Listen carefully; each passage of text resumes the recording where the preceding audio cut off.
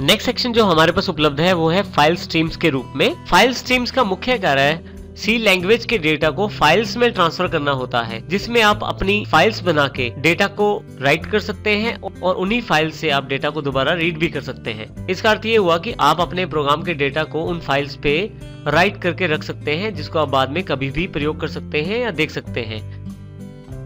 अभी तक हमने ऊपर जितने भी एग्जाम्पल्स किए थे उन सभी एग्जाम्पल्स में जब भी आप प्रोग्राम क्लोज करते हैं तो आपके पास जो डेटा स्टोर किया होता है प्रोग्राम में वो भी डिलीट हो जाता है, और जब आप दोबारा प्रोग्राम चलाते हैं तो आपको दोबारा वो डेटा स्टोर करना पड़ता है देखने के लिए।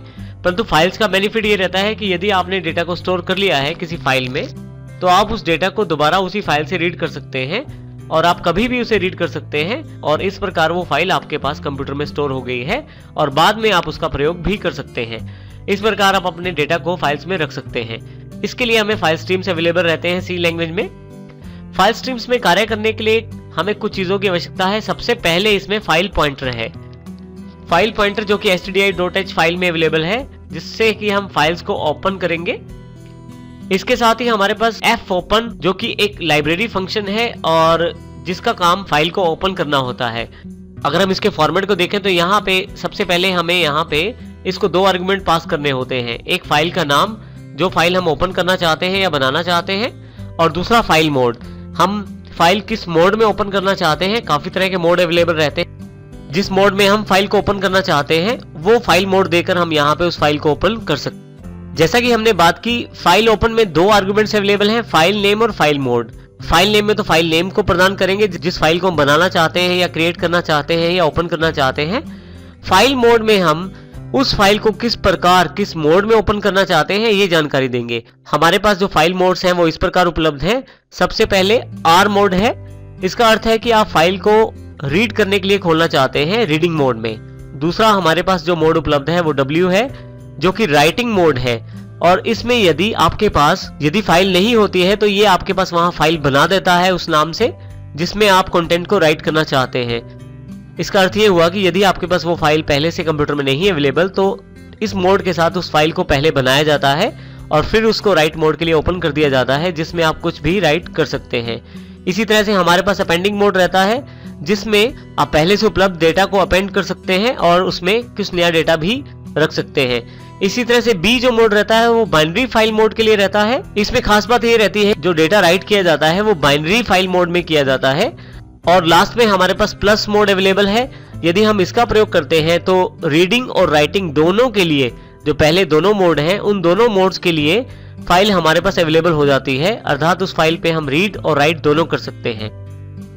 किसी भी फाइल को ओपन करने के पश्चात, उसका मोड क्रिएट करने के पश्चात, उसमें डेटा राइट करने के पश्चात फाइनली हमें उस फाइल को क्लोज भी करना पड़ता है। तो फाइल को क्लोज करने के लिए हमारे पास fclose मेथड अवेलेबल रहता है, जिसमें उस फाइल का नाम आर्गुमेंट के रूप में दिया जाता है और इस तरह से हम उस ओपन की हुई फाइल को अपना कार्य करने के पश्चात क्लोज कर सकते हैं fclose मेथड के साथ। एक फाइल में हम डेटा राइट भी कर सकते हैं और डेटा वहां से रीड भी कर सकते हैं। अगर हम किसी फाइल में डेटा राइट करना चाहते हैं तो fwrite फंक्शन का प्रयोग करते हैं। इसमें हमारे पास 3 आर्गुमेंट अवेलेबल हैं। सबसे पहले वो बफर पॉइंटर जिसके द्वारा हमें डेटा राइट करना है, दूसरे नंबर पे किस साइज का एलिमेंट है जो डेटा हमने राइट करना है, और तीसरे नंबर पे उस फाइल की जानकारी जिसके ऊपर हमने डेटा राइट करना है। इसी प्रकार से यदि हमने फाइल से रीड करना है कुछ, तो उसके लिए हम fread फंक्शन का प्रयोग कर सकते हैं। इसमें भी तीनों आर्गुमेंट सेम है, जिसमें पहला आर्गुमेंट थोड़ा सा डिफरेंट है। इसमें सबसे पहला आर्गुमेंट बफर पॉइंटर है जो डेटा को रीड करने के लिए प्रयोग किया जाता है। इसी के लिए यहाँ पे साथ में सेकंड आर्गुमेंट जो है साइज ऑफ एलिमेंट, किस साइज में आपको डेटा रीड करना है, और फाइनली किस फाइल से आपको डेटा रीड करना है, वो फाइल स्ट्रीम भी आपको यहाँ मेंशन करना पड़ता है। इस प्रकार हम fwrite और fread से डेटा को राइट और रीड कर सकते हैं। इसी के अलावा हम puts फंक्शन का प्रयोग भी कर सकते हैं यदि हम अपने डेटा को दिखाना चाहते हैं, यदि हम अपने स्ट्रिंग को स्क्रीन पे दिखाना चाहते हैं। यहाँ हमारे पास एक और फंक्शन उपलब्ध है getche। इस फंक्शन का काम यूजर से कुछ कैरेक्टर को प्रेस करवाना होता है और जो कैरेक्टर यूजर के द्वारा प्रेस किया जाता है उसको वो स्क्रीन पे भी प्रिंट कर देता है और अपने पास स्टोर भी कर लेता है।